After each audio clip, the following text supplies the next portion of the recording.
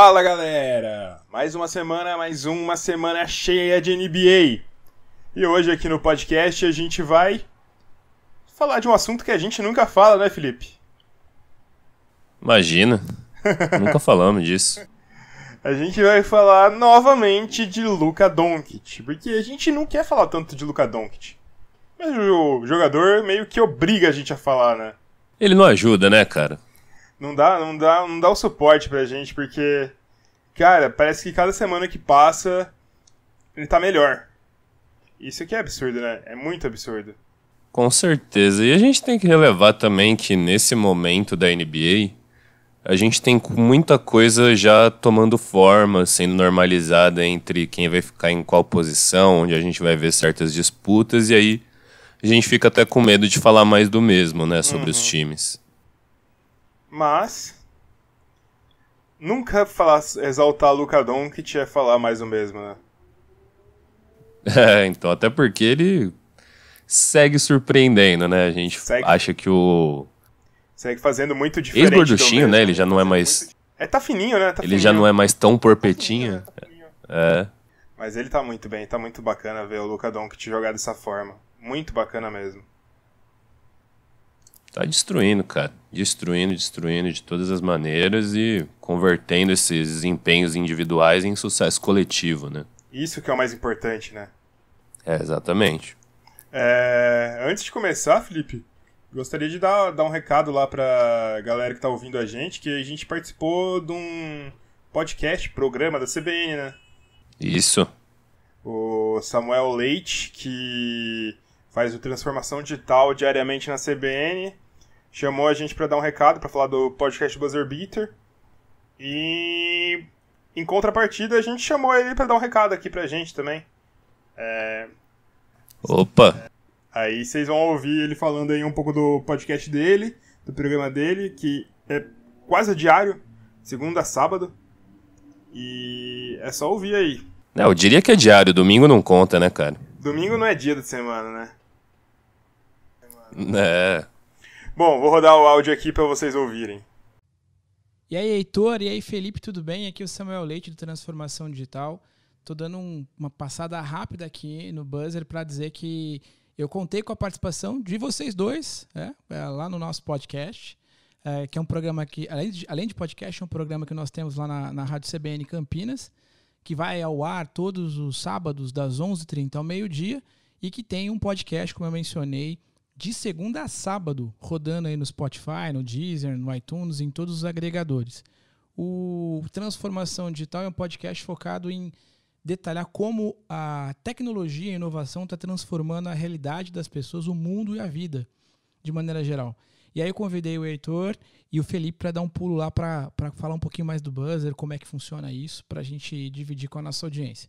E eu estou fazendo o mesmo aqui, convidando você, meu caro ouvinte, fã de basquete. Eu sou um fã do Gold State, estou passando quase uma viúva do Gold State, né? Tô do outro lado da mesa agora, estou sofrendo um pouquinho com o meu time, mas muito feliz aí de poder estar acompanhando as novidades desse esporte que a gente ama tanto, com tanta maestria por esses dois hosts aí que eu gosto bastante. Então é isso, pessoal. Se vocês puderem dar um pulinho lá no Transformação Digital no Spotify, vai ser um prazer recebê-los por lá. Um grande abraço, galera. Até mais. Boa, Felipe. E agora que a gente mandou o recado do Samuel, a gente tem os seus recadinhos, né, Felipe? Eu acho que até quando falou recado antes, o pessoal já... Quem ouve regularmente achou que era isso. Mas é aquela coisinha de sempre, né, galera? Quem já conhece o podcast aí e não é inscrito, e quem tá chegando agora e tá querendo saber um pouquinho mais aí dos conteúdos que a gente faz, por favor, siga a gente, assina de qualquer plataforma que você estiver ouvindo, porque a gente está distribuído em todos os agregadores de podcasts do mundo, do Brasil, da Terra, em breve da galáxia. Então, segue a gente aí, compartilha com seus amigos, dá as interações, os likes, as estrelas, os corações também para os agregadores entenderem a nossa relevância. E se você quiser dar uma sugestão, fazer algum comentário, você pode mandar um e-mail pra gente em buzzerbeaterbr@gmail.com. Beleza. Bom, vamos começar falando aqui. Por que é relevante a gente falar novamente de Luka Doncic, Felipe? Por quê? Porque cada vez mais ele faz absurdos e ele tá chegando num determinado número aí, né? Eu acho que só falta 0.3 rebotes também. Que ganhou relevância durante um tempinho, com o Russell Westbrook fazendo pela primeira vez, só que depois que começou a ficar repetitivo, a gente começou a repensar que, e não converter em vitórias, a gente começou a repensar que isso já não era mais tão impressionante. Só que Luka Doncic está perto de um triplo-duplo de média. Não, e... Meu Deus. Tipo, não é só isso, né? Com certeza. A gente tem que relevar que o Luka Doncic tem apenas 21 anos. 20 anos. Nem 21 anos tem. Tá na sua segunda temporada da NBA. E vem fazendo um... Não sei como tem que falar isso em português, mas um strong case, um caso forte. Pra ele ser realmente o MVP dessa temporada, né, Felipe? Com certeza, com certeza. Ele já teve uma temporada de rookie muito forte, né? E acho que até a gente talvez tivesse dois grupos aí achando que ele não faria números muito diferentes, por achar que ele já estava no ápice do tipo de jogo que ele poderia fazer. Com 19 anos. E pessoas que esperavam evolução. Exatamente, E pessoas que naturalmente esperariam evolução porque ele é jovem e tinha um pouquinho para evoluir ainda. Só que eu acho que ninguém esperava esse nível de maturidade do jogo dele logo na segunda temporada. Exatamente, exatamente. É muito absurdo o quanto que ele tá evoluindo jogando. Porque ele tá vindo de uma temporada que era 21 pontos e subiu pra 30. Tipo, aonde o Luka Doncic pode parar, Felipe? Aonde? Assim, se nenhuma catástrofe acontecer, a gente já tá vendo aí um caso forte pra ser um dos melhores jogadores da história e um Hall of Famer fácil. Mas, meu amigo, a briga pelo MVP aí vai ter muita discussão ainda, porque com certeza tem gente desconfortável com a ideia de um segundo-anista europeu aí ter essa chance, né? Exatamente. Bom, como sempre, vamos trazer alguns números só para ressaltar como a temporada do Luka Doncic vem sendo absurda. Espera aí, deixa eu achar esses números que eu tinha visto no perfil do 2-Minute Warning. Lista dos jogadores com uma porcentagem de 0.3 win shares por 40 minutos em uma temporada na história da NBA. Jordan 3 vezes, LeBron 2 vezes, Wilt 1 vez e Karim 3 vezes. E o Curry 1 vez também. O Doncic tá com isso nessa temporada de segundo ano dele, Felipe. Lista de jogadores com PER acima de 32 em uma temporada. Lista de jogadores sem PER acima de 32 em uma temporada. Na verdade, não tem nenhum com acima de 32. O sem PER acima de 32 tem Jordan, Bird, Wilt, Magic, LeBron, Duncan e Karim. O Luka Doncic está com PER de 32.4. Meu amigo.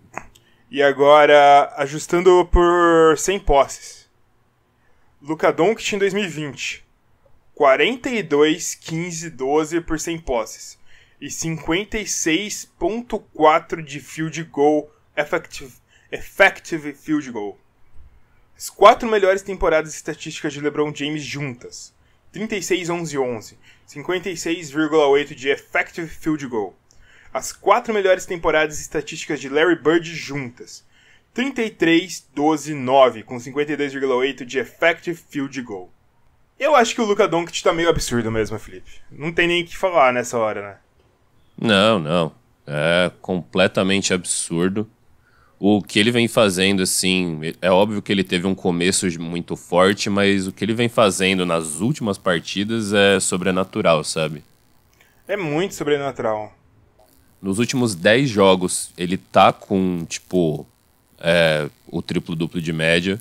No jogo em especial contra o Golden State, ele saiu com um plus-minus de mais 45. E esse foi o jogo que no primeiro tempo ele tava com 22 pontos. Primeiro quarto. Ele tá muito absurdo. Eu acho que tem que dar um pequeno mérito, pequeno não, um mérito também para a própria organização do Dallas, assim, da parte técnica do Rick Carlisle, de identificar como é que esse time tem que se portar do lado dele, porque o movimento da NBA sempre, depois do small ball e dos run and guns aí, 7 seconds or less, parecerem estar dando tão certo, sempre foi, tipo, o pace aumentar, né? Então, muitos arremessos e as posses de bola trocarem rápido e esses times com mais poderosos ofensivamente tendo um pace muito alto. Sim, sim. O Dallas não tem um pace alto. É um dos menores da liga com 99.5, eles estão em 24º. E ao mesmo, então, tipo, e ao mesmo tempo que não tem um pace alto, por isso, na verdade, né, eles têm o melhor ataque da liga, né? O melhor offensive rating da liga. exato, porque eles identificaram como que esse time precisa se comportar, como que eles precisam jogar para tirar o máximo do principal jogador deles, que é o Doncic. Exatamente. O Doncic não é um cara que, tipo, os maiores traits dele, as maiores ferramentas são velocidade e o atleticismo vertical, né? Isso. A parte dele é carregar a bola no tempo dele, para achar os espaços da maneira dele, e eles entenderam como fazer isso funcionar.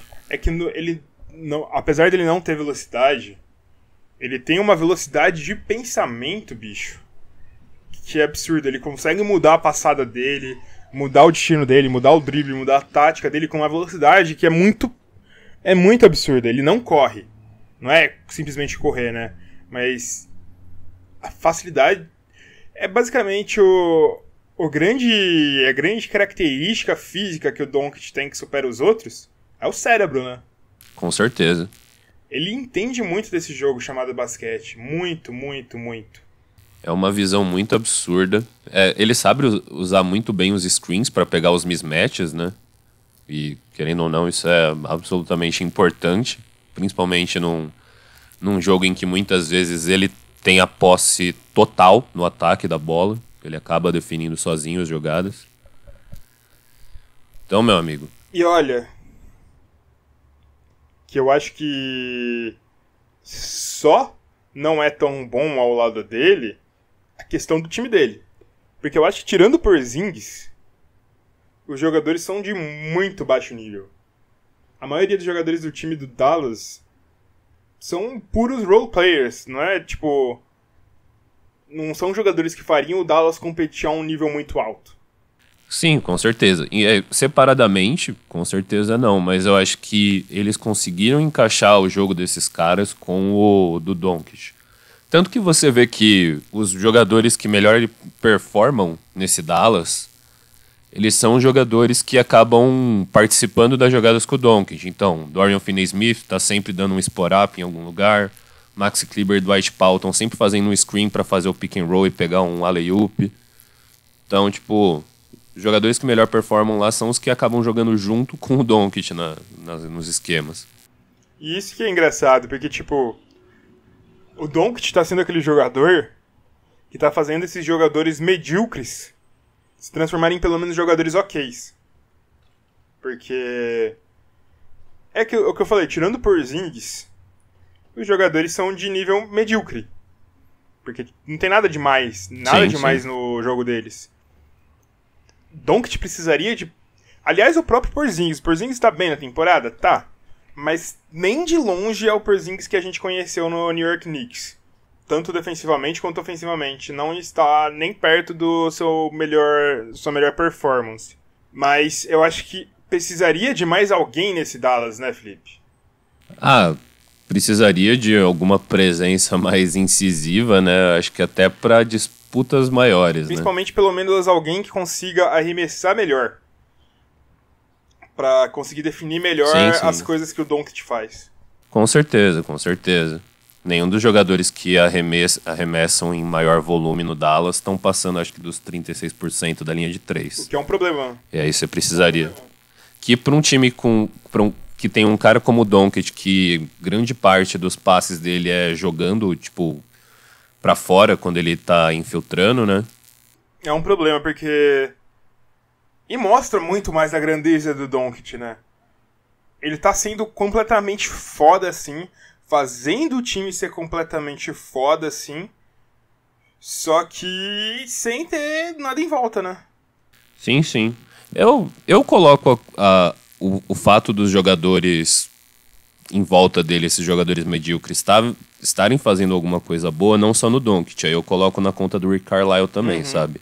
Porque isso daí funciona com um puro posicionamento tático. Tipo, o Doncic vai fazer isso, o playmaking dele e todo mundo vai jogar como um satélite, tipo, em função do que o Doncic fizer na posse ofensiva.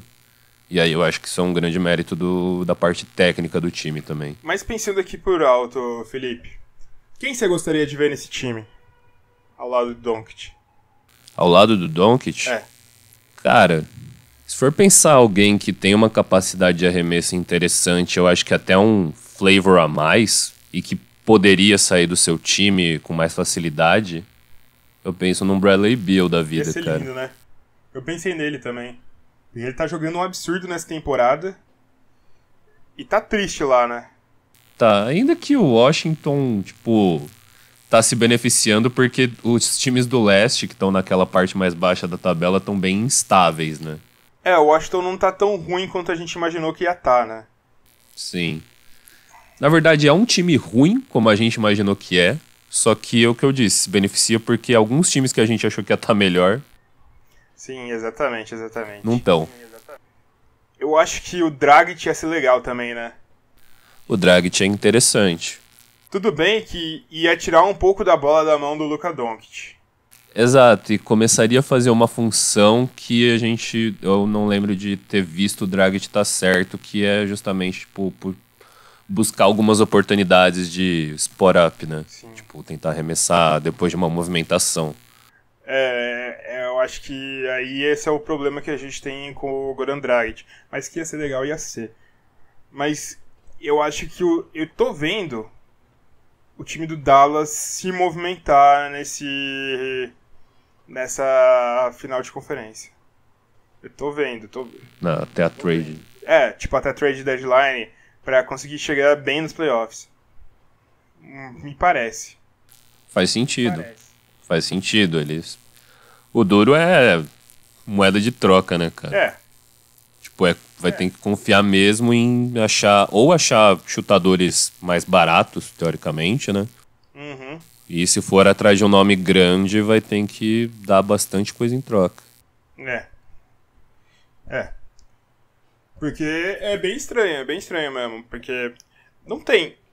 Teria picks, né, cara? É nesse momento que você manda umas picks. É o que há. Tipo, você tem alguns jovenzinhos, um Jalen Brunson pra completar um pacote.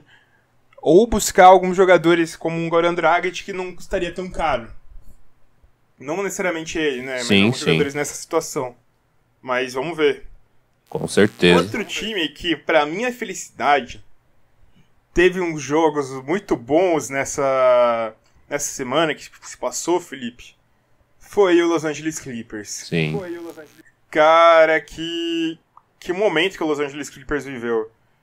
Finalmente a gente teve a estreia de Kawhi Leonard e Paul George juntos. E jogos difíceis que o time ganhou. Não, com certeza. Jogos chave até. Tipo, por mais que talvez um dos principais confrontos tenha sido com um time de outra conferência e um com um time da mesma, foi muito bem, cara. Cara, principalmente no jogo de ontem, né? A gente tá gravando isso no sábado. O jogo contra o Houston Rockets. Não foi uma vitória que você simplesmente venceu por vencer. Você viu que o time funcionava. Porque em certos momentos você viu o James Harden indo com a bola na mão e tinha uma dobra de Kawhi Leonard e Paul George em cima dele. Como que você sai disso, né? É meio impossível isso. É meio impossível. E foi num jogo que tanto Kawhi Leonard quanto Paul George não tiveram um jogo ofensivo tão absurdo. Mas aí você chega um Lou Williams no segundo tempo e faz 24 pontos. Basicamente, dessas alternativas que o time tem, que fica sensacional, né? Você vê o que acontece. Com certeza, com certeza. E eu gosto bastante também do fato de que, por mais que não necessariamente um Paul George ou um Kawhi Leonard algumas vezes vão fazer jogos monstruosos dentro desse load management aí que o Clippers está praticando, eles estão participando com outras características que às vezes a gente não costumava ver eles, que é a parte de criação de jogadas e playmaking. Principalmente né? com o Kawhi Leonard, né? Isso, porque esse time não tem um criador de jogadas, um passador puro. Tipo, o PG titular desse time é o Patrick Beverley, que é mais um cão de guarda, né? Sim. Um cachorrão. E ainda que ele esteja fazendo uma boa temporada, assim, dentro dos limites, a gente vê muitas vezes a parte de criação de jogadas e procurar por jogadores livres, né? Saindo da mão do Kawhi Leonard e do próprio Paul George, né? Ainda tá estranho os dois juntos, né? Dá pra perceber que o time ainda não encaixa 100%, porque muitas vezes ninguém sabe quem vai, quem fica, dessa forma. Ainda tá meio estranho. Esse é o problema de praticar o tal do load management tão no início da temporada, porque eu acho que esse seria um momento ideal para que esses jogadores ganhassem a sincronia, né? Porque tentar forçar isso mais pro meio, mais pro final da temporada, você pode forçar uma competição num momento em que a competição tá mais acirrada e aí pode não funcionar tão bem. Realmente, eu concordo plenamente com isso. Mas é o jogo, né? Sim, sim. Não tem o que fazer. É a tática e a gente vai ver se vai dar certo nos playoffs, né? É aquele negócio, tendo esses dois, mesmo não estando 100%, a gente sabe que sai coisa boa. Então... Mas é realmente isso mesmo, realmente isso, porque vai dar certo, vai dar certo. É a primeira vez que eles jogam junto em toda a história, né? Exato. São dois jogadores muito bons que vão dar certo jogando juntos. Isso que importa. Com certeza. Bom, Felipe, e você? Tem algum destaque que queria trazer pro programa de hoje? Cara, tem algumas coisinhas que eu até queria falar. Falar um pouquinho do Indiana Pacers, que teve um começo absurdamente medíocre, que deixou a gente bem triste porque a gente tava apostando alto. Eles voltaram um pouquinho, né? Sim. Perderam uns 2 jogos aí recentemente. Um deles, tipo, uma piabinha de quase 20 pontos do Milwaukee. Mas, assim, depois daquele 3-0, eles deram uma endireitada, né? Eu acho que não tava tão bom porque o time tinha mudado bastante, né? Isso influenciou muito. E Domantas Sabonis apareceu com um destaquezinho no MVP Race da NBA. Interessante, né? 5 more lá. Domantas Sabonis, bicho. Mais um dos caras que o OKC jogou pro lixo. Adoro ver isso. Mas ele também tá tendo um momento muito bom, né? Eu acho que o principal nome do time ainda vem sendo o Malcolm Brogdon. Mas o Saboninho, ele vem numa semana muito interessante. Com certeza. O Indiana tá bem contando com a subida de produção desses caras, né? E até mais pra frente. Na expectativa de uma volta do Oladipo em algum momento. Que vai voltar, né? O Oladipo vai voltar. A gente tá torcendo por isso. Mas é que, o jogo do Sabonis nos rebotes vem sendo muito absurdo, né? Isso. Não, ele tá teve muito monstro. 1, 2, 3, 4, 5 jogos nessa temporada já de mais de 15 rebotes. 5 jogos. Então.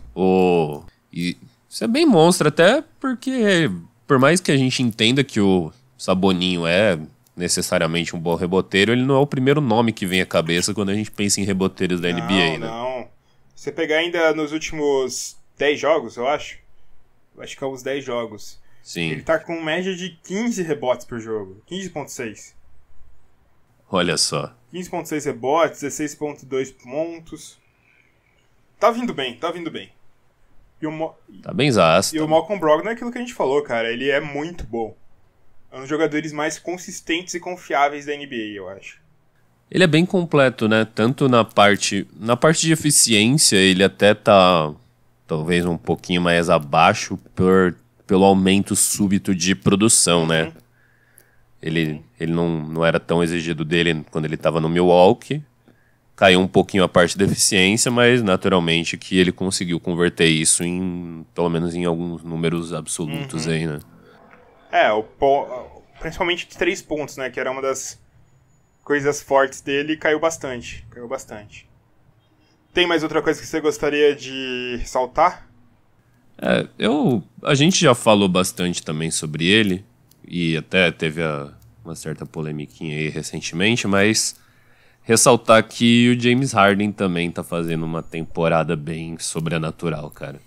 Tá foda, né, cara? A gente achava que o James Harden não ia conseguir emular a temporada anterior. Eu diria que ele tá melhor do que a temporada anterior, né? Sim. E tá foda. Ó, nos últimos 10 jogos, ele tá com 40,1 pontos de média, 42,9% da linha de 3, 6,9 rebotes, 7,9 assistências, 2,2 roubos de bola. Tá foda mesmo. Assim como você quer ressaltar James Harden, cara, eu gostaria de ressaltar também Giannis Antetokounmpo, cara. Outro cara... monstruoso, bicho. Nos últimos 10 jogos também, ele tá com 32 pontos de média, 14,4 rebotes, 1,6 roubos de bola e 1,6 tocos, Felipe. E tá com suas 6 assistências ali, né? 6 assistências ainda mantendo. Ele tá com 56% de field goal. Tá com 33% de field goal de 3 pontos. E não tá tentando tão pouco assim. Não. Então a gente tá vendo que ele tá virando um arremessador mediano. A gente pode chamar isso de mediano, né? Sim, que na verdade é o que ele precisa ser, sabe? Tanto que... Se ele for mais do que isso, aí já é um cheat code. Exatamente. Tá bem pra caramba, né, Felipe? Tá bem pra caramba. Bem pra caramba, e isso tá refletindo também no próprio Milwaukee, que tomou o topo da conferência, né? Exatamente. Milwaukee... Cara... É difícil falar, né, bicho? Tem muito jogador bom nessa temporada. O leste tá ficando cada vez mais interessante. Você tem o Philadelphia que tá bem. Você tem o Boston que tá bem. Você tem o Miami Heat que tá muito bem. Eu ia falar só que um time que começou bem, a gente esperava mais briga nessa temporada, que caiu bastante, é o Atlanta Hawks, né, cara? O Atlanta Hawks caiu bastante. Parece que voltou no que se espera dele, né? Isso. A gente até esperava que eles talvez começassem a fazer uma briguinha lá pelas últimas vagas de playoff, mas aí começaram a tomar cacete atrás de cacete. E a gente falou de 3 pontos no Giannis Antetokounmpo. A gente tem que falar do efeito Anitta, né, Felipe? Efeito Anitta. Furo do Léo Dias. Furo do Léo Dias. Desde que o casal Simonita começou a existir, o Ben Simmons está com 100% de arremesso da linha de 3? Ai. Que é um grande recorte, né? De um alto volume de arremessos. Muito bom. Basicamente, um arremesso? Um arremesso, mas um arremesso certo, né? A gente tem que destacar isso. É isso que importa, né? Mas é que é engraçado. Chupa Kylie Jenner, né? Ben Simmons que foi corneado, acho que 6 vezes pela Kylie Jenner, segundo que... É Kylie Jenner? Não sei. Heitor, eu não tenho conhecimento sobre o mundo dos famosos. Ah, Felipe, vou confirmar isso. Se é a Kylie ou Kendall. É a Kendall. A Kendall parece que tinha chifrado o Ben Simmons 6 vezes e ele queria voltar. Será que é por isso que ele tá sempre com essa cara de cu? Não, acho que é a cara dele mesmo, né? Essa cara de dor de barriga. Mas agora vamos desejar que o menino australiano fique bem, né? Será que ele vai ter uma produçãozinha ofensiva melhor agora? Tomara, porque a gente tava todo felizão, né,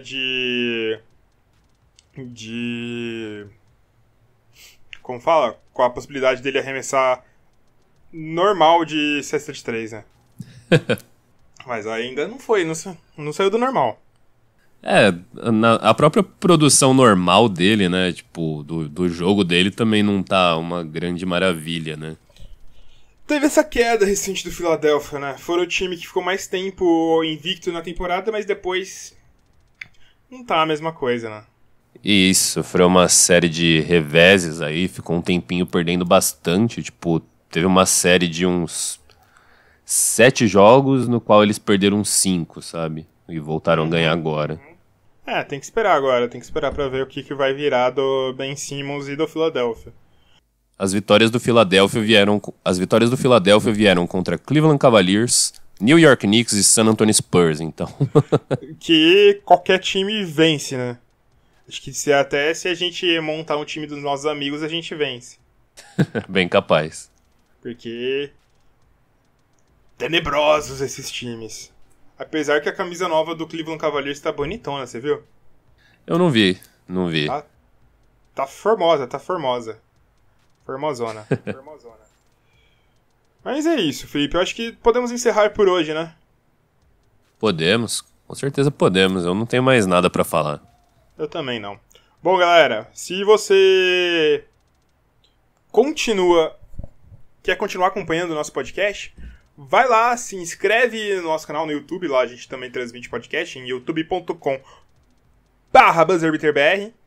Procura nossos agregadores, qualquer agregador de podcast que você ouve, vai lá, assina o nosso feed, Buzzer Beater Podcast, fica facinho de achar. E manda e-mail pra gente, buzzerbeaterbr@gmail.com, a gente quer saber muito a sua opinião. Falou, galera, é nóis, tamo junto, valeu!